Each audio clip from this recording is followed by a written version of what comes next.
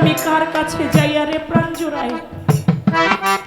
আমার ভাই বন্ধু আত্মীয় সুজন আমারে সবাই আদর করে, মার মতন আর নাই দরদি যে রাখছিল উদরে।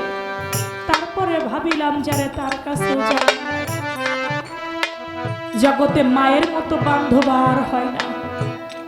খালা বলেন, ফুপু বলেন, আপনার মা যখন মারা যাবে পাড়া প্রতিবেশীরা এসে এসে বলবে, চাচি এসে বলবে তোর মা মারা গিয়েছে, কি হয়েছে? আমি তো আছি, তুই আমারে মা বইলে ডাকিস।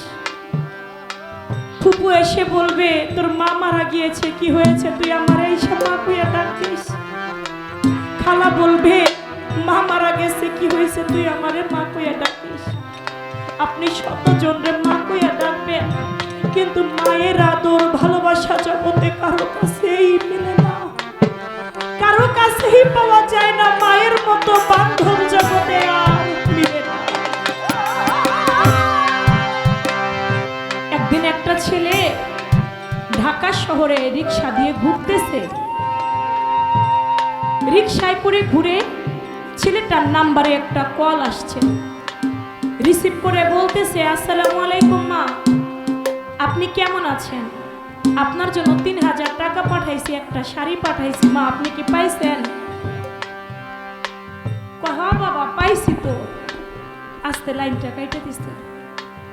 দ্বিতীয়তে ছেলেটার নাম্বারে আরেকটা কল আসছে, রিসিভ করে বলতেছে, মা তুমি কেমন আছো?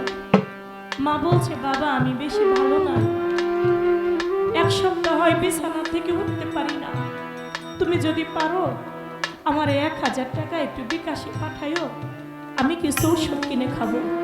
বাস্তব কথা বলতেছি, আমি কিছু ওষুধ কিনে খাবো বাবা, তুমি কি একটু পাঠাইতে পারবা? কয় তোমার আর কোনো ছেলে নাই? টাকা লাগলে আমারে ফোন দাও, তুমি আর কোনোদিন আমার নাম্বারে ফোন দিবা না। এটা বলে আসতে লাইনটা কাইটা দিছে। রিক্সা চালক কয়, ভাই প্রথমে মা কইয়া ডাক দিলেন, কত সুন্দর করে কথা বললেন, 3000 টাকা পাঠাইছি, একটা শাড়ি পাঠাইছি। দ্বিতীয়ত মা বললেন, কিন্তু তার সাথে খুব রাগারাগি করলেন, ধমক দিলেন। ভাই প্রথমকে আর দ্বিতীয় থেকে আমি কি জানতে পারি?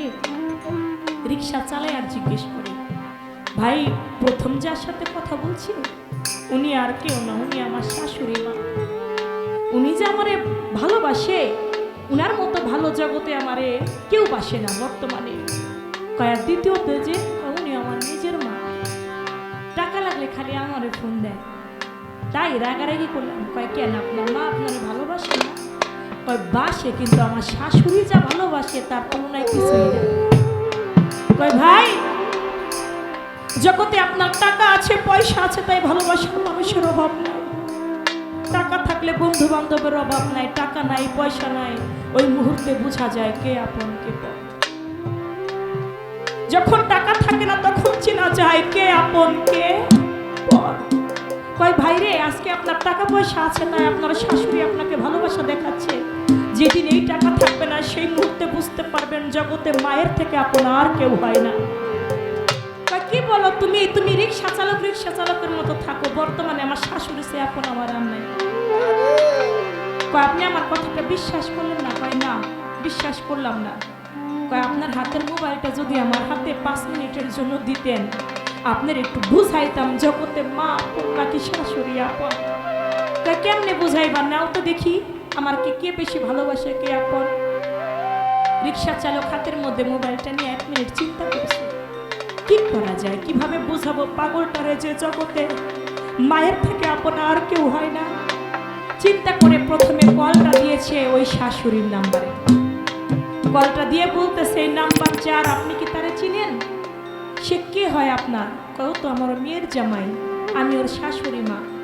কয় মা কিছুক্ষণ আগে আপনার ছেলেটা একটা রিক্সার মধ্যে ছিল, ওই রিক্সাটা ট্রাক এসে ধাক্কা দেয়, তাতে আপনার মেয়ের জামাই অ্যাক্সিডেন্ট করেছে।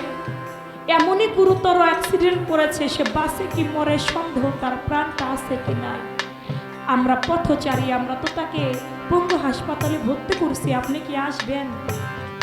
কয় বাবা বাঁচবে না? কয় তেমন একটা আশঙ্কা নাই বাঁচার। কয় আল্লাহর মাল আল্লাহ যদি নিয়ে যায়, কিছু তো করার নাই। আমি তো এখন একা বাসায়, খালি বাসা রেখে কিভাবে আসবো? আর শ্বশুর তো চাকরি করে, রাত 10টার পরে গিয়া আর দেখে আসবো। তোমরা যারা সরে দেখো, আমরা রাত 10টার পরে আসবো। দ্বিতীয়তে কল দিয়েছে জনম দুঃখীর নাম্বারে,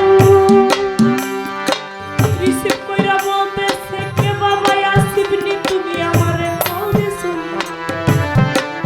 কয় না আমি আসিফ না, আপনি কে? কয় আমি তো আসিফের মা, তুমি কে বাবা? কয় আমি একটা পথচারী, আপনার সন্তান কিছুক্ষণ আগে একটা রিকশার মধ্যে ছিল, ওই রিকশাটা ট্রাক এসে ধাক্কা দেয়, অ্যাক্সিডেন্ট করেছে, আপনার সন্তান বাঁচে কি মরে সন্দেহ, তাকে তো হাসপাতালে ভর্তি করা হয়েছে, পঙ্গু হাসপাতালে। মা আপনি কি আসবেন? কি কর তুমি?